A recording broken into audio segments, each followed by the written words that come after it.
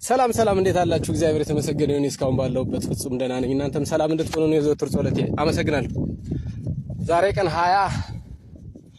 11ኛ ወር 2018 ዓመተ ምህረት ነው። ይሄ ቪዲዮ የደረሳችሁ በሙሉ እንደተለመደው ሼር፣ ፖስት፣ ላይክ በማድረግ ተባበሩኝ። ፎሎ አድርጉት። በተደጋጋሚ የተናገርኩት ነገር ነው ዛሬም እንድመጣ ያስገደደኝ። እሱ ምን መሰላችሁ?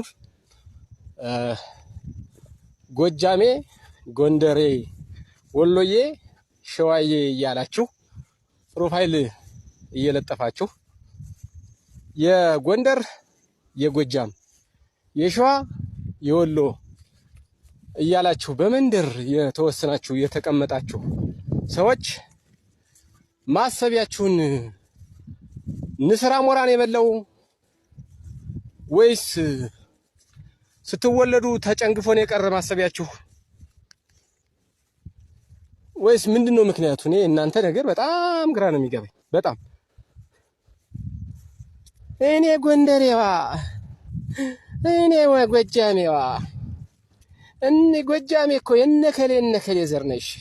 የነ ጎጃሜ ሆኖ የአፄ ቴዎድሮስን ፎቶ ዘግዝቆ የሚሳደብ ኢከካም፣ ጎንደሬ ሆኖ የነ በላይ ዘለቀን የነ አርበኛ ዘመነ ካሴን ፎቶ ዘግዝቆ የሚሳደብ ኢከካም፣ ወሎዬ ሆኖ የነ መሬ ወዳጄን ፎቶ ዘግዝቆ የሚሳደብ ጥንባታም፣ ሸዋ ሆኖ ወሎ ሆኖ የነ አፄ ምኒልክን ፎቶ ዘግዝቆ የሚሳደብ ማሰቢያው የተሳስተሳነው ጠብደል መሃይም። ምን ልም ብትሉ እንደው ልም ብትሉ አሁን እናንተ ምናችሁ ነው አማራ የሚሸት ዘረግሞች? እኛ እኮ እየሞትን ያለነው አማራ ስለሆነ ብቻ እኮ ነው።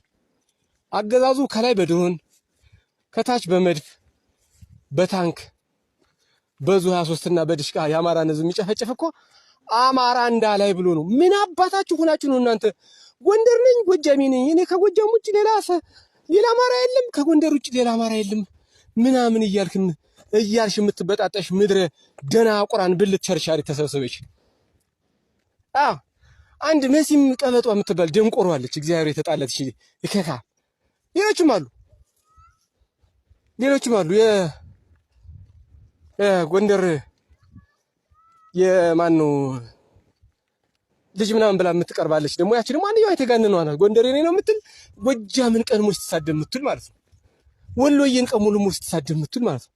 ደንቆሮ ጠብደል መሃይም።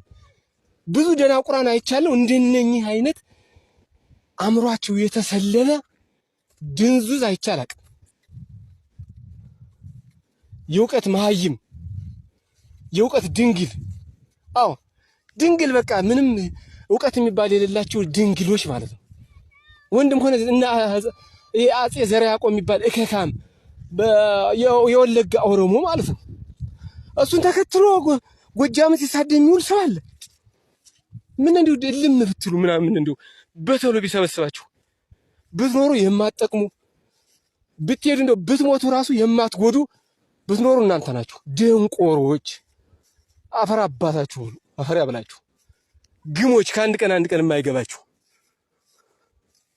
ለነገሩ በእናንተ አይፋረድም። እርቦ ትወጣለህ፣ ስራ ስታጣ ቀጥታ ቲክቶክ ዘመን ሰጥቷል። ይህን ትከፍታለህ።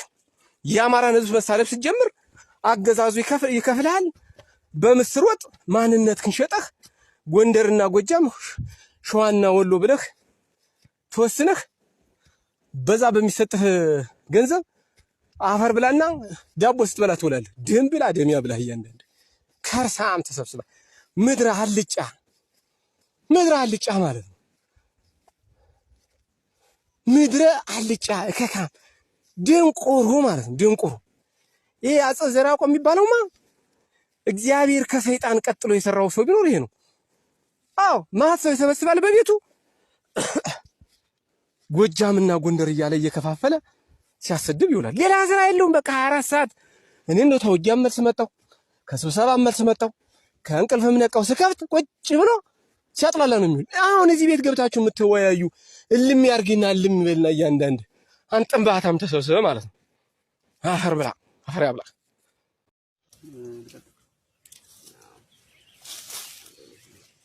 ጥሩ እንደምን አላችሁ የትግላችን ደጋፊዎችና የአማራ ፋኖ ታጋይ አርበኞች በሙሉ ወደዚህ ቦታ እንድወጣ እንድናገር የተገደልኩት ታውን ፊት ሚዲያ ላይ ተናግሬም ወጥቼ ለፍቼም አላውቅም። ስሜ አርበኛ በሉኝ ጌታቸው እባላለሁ። የመይሶ ካሳ ሁለተኛ ኮር ወታደራዊ አዛዥ ነኝ። እንደ ጎንደር እየተፈጠረ ያለውን ነገር ለታጋይ ለአማራ ፋኖ ታጋይ በሙሉና ለአማራ ሕዝብ በሙሉ እንዲያውቁ የፈለኩት ነገር ስላለ ነው። እኛ ይሄ ትግል ተጀመረ 3 አመቱ ነው። ይሄን ትግል ተጀመረን ከበርጌድ መሪነት እስከ ኮር ወታደራዊ አዛዥ እየመራን እያገለገልን ብዙ ጀብዶችን እየሰራን የመጣን ጀግና እንቁ መሪዎች ነን።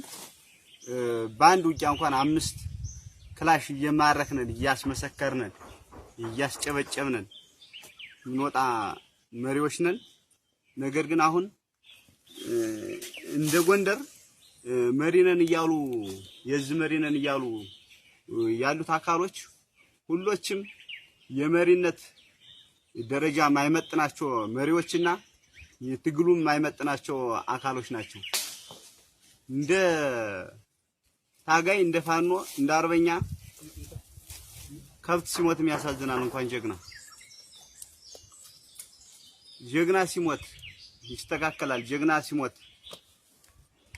ደስ የሚላቸው የማይቆረቆራቸው መሪዎች ስላሉ እያስገደሉነንም ጀግና እያሳጡነንም ስላለ እንደ አማራ ይሄ ብቻ አይደለም ትግላችን፣ ግዳጃችንም ይሄ ብቻ አይደለም።